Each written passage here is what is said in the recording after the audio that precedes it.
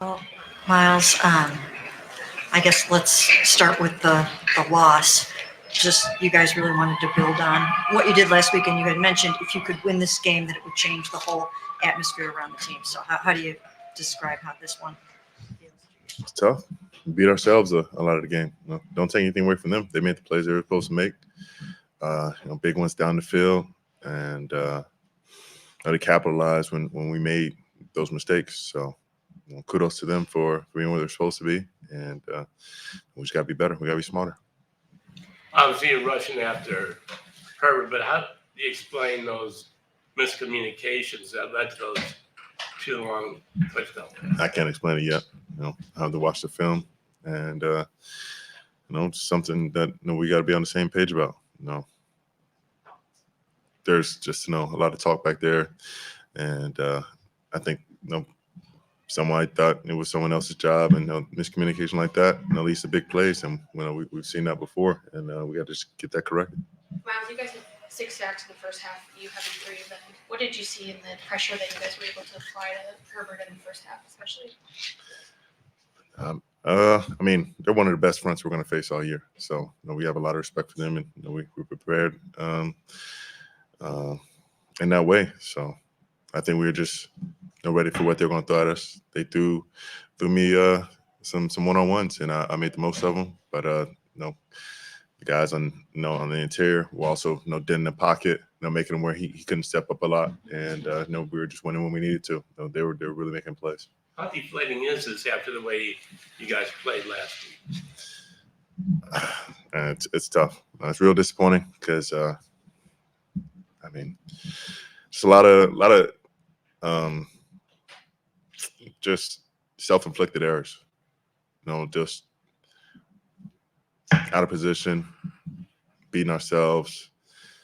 Whether it's out of position and run, where it could really be a tackle for loss, or maybe at worst a 1 or 2 yard gain, or play that could be a pressure, maybe QB hit, get off the field, maybe a sack. Things that could change the game end up being a touchdown there, and it can't be that kind of swing. It can't be where it's touchdown or bust. We got to execute more consistently than that. Miles, what do you attribute the miscommunications to, though? You guys, it's a veteran team you got out there. I wish I could tell you. Something we got to communicate and talk about tomorrow. We're going to watch the film. It's going to make us sick to our stomach, but that's something we got to bow up and just we just got to swallow this one. It's a tough loss to swallow, but we really let it slide on defense. We can't expect them to bail us out on offense all the time. Same special teams. 3 sacks, one of the best games of your career, certainly one of the first best halves of your career. How do you balance that with 27-10 loss, or is there a balance? There's no balance. There's just loss. What keeps you going in the second half of a game that's getting out of hand in the middle of a 2-7 start? The chance to change the game. There's always. When there's still time on the clock, I'm still thinking there's a way for myself or for my D-line to take over the game, for us to get a strip sack, get a forced fumble, TFLs, or whatever it is, be disruptive, and to knock them out of their momentum and give us a short field or something. And unfortunately, that didn't come like we wanted. But there were still a lot of big plays made up front and across the defense. But it's got to be more consistent. Do you worry about wasting a year of your prime in a season like this? Still halfway through the season. And we still got a lot of time left. 8 games, turn around, go 10-7. First, we got to go 1-0. We go 10-7. Still a way to get into the playoffs, still make some noise, still go to where we want to go. So just about this decision being made right now on if we have the men in here who have the character and the pride and the work to do it or not. So, again, you had mentioned that if you had gotten it to 3-6, it would change the whole atmosphere. So at 2-7, do you really still 100% believe you guys can, one game at a time, still make this happen and achieve your goals this season? Yes. And what role do you, as a leader of the team, play in that? Do you send these guys, do you say anything as you head into the bye week about staying on top of their work or anything like that? Or how do you approach this? You don't stay straight too far away from the game. and as the best player in the team, I expect myself to lead by example more than talking and tell everybody what I want. Show them how it's supposed to look, and do as I do. Miles, take two more. You were two of your sacks were in 3 plays, 10 in the first quarter, and then your other sack obviously in the first half as well. Do you ever feel like you're in the zone? And was that, if you do, is that the time when you felt it? Even when plays aren't when I'm not making plays, I still feel there are moments in which I'm in the zone, that being one of them. And